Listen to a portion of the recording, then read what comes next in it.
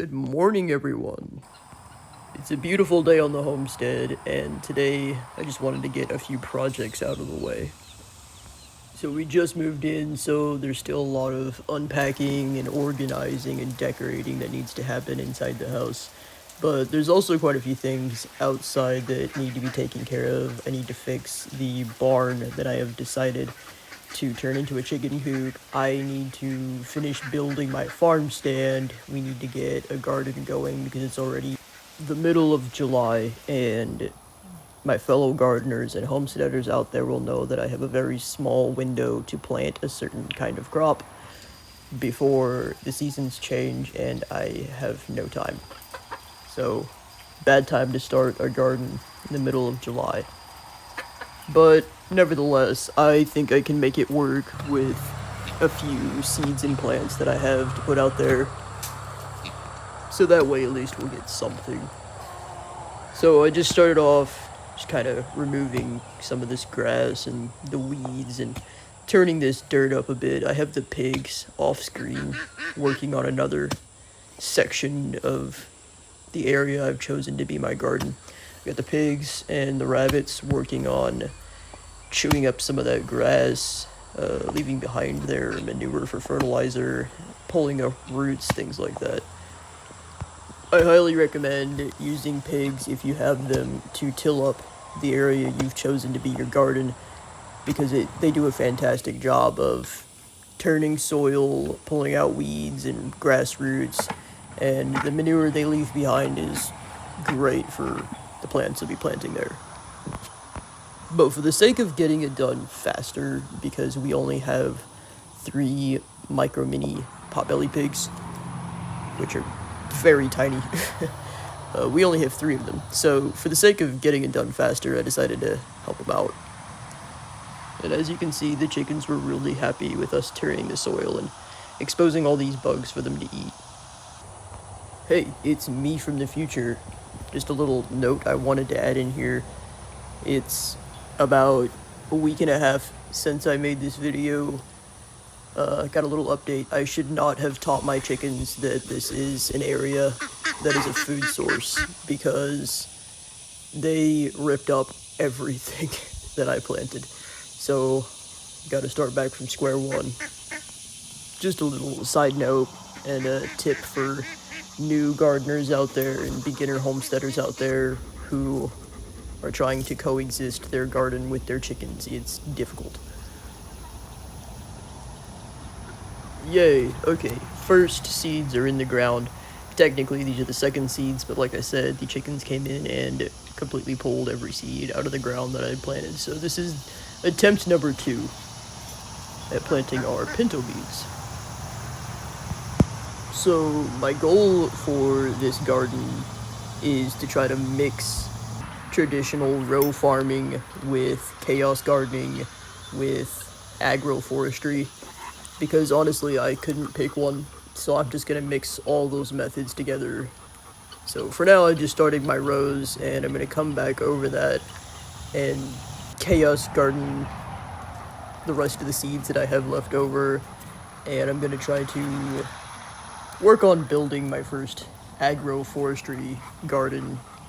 I think it's gonna be pretty fun. I've never tried that method before, and it seems really effective and interesting, so we'll see how that goes. We are going to have an insane amount of pinto beans. I planted roughly 2 pounds of pinto beans today, and it's really strange because I do not like pinto beans all that much. My roommate loves them, but we happen to have 2 pounds of fertile pinto beans. So in the ground they went. I also tried starting some inside, and they actually took off really well. The height of these seedlings, the pinto beans, I think I had them in the windowsill from when I first put them in the soil. And the starters, I had them in the windowsill for maybe 3 or 4 days, maybe 5 days. And look how big they got. I swear, pinto beans, and beans in general, are one of the easiest things, in my opinion, to grow. and really great for beginners. I highly recommend, if you're just starting your garden or just starting your homestead, grow beans. Whether you're doing it for a source of income or to feed your family or to donate it to the food drives, beans are the way to go. They're extremely easy to grow, they shoot up really fast, and they give a really bountiful harvest.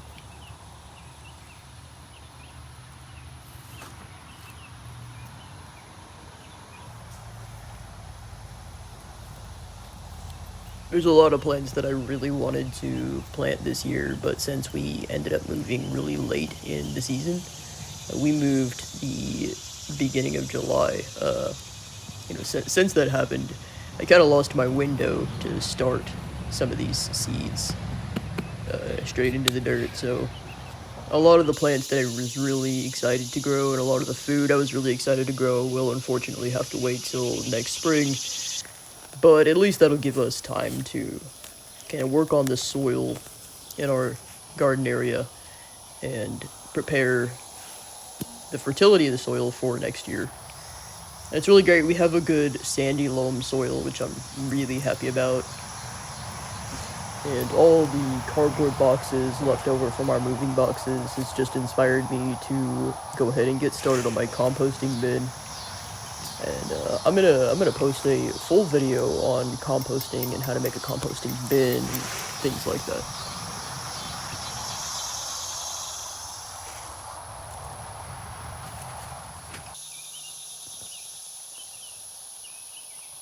Here's another tip for beginner homesteaders. Sorry, that's my dog in the background.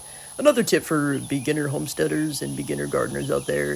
If you don't have something that you need for like your garden or your animals, make it. So I completely ran out of supports for the plants. These are pole beans, so I completely ran out of supports, so I just made them out of sticks. It works. The next thing we got in the ground was the garlic, and we cook with a lot of garlic. We use a lot of garlic, so I'm really excited about that row. So this is a clip of the next day. One night of watering, and look how those beans are doing. They've already sprouted up.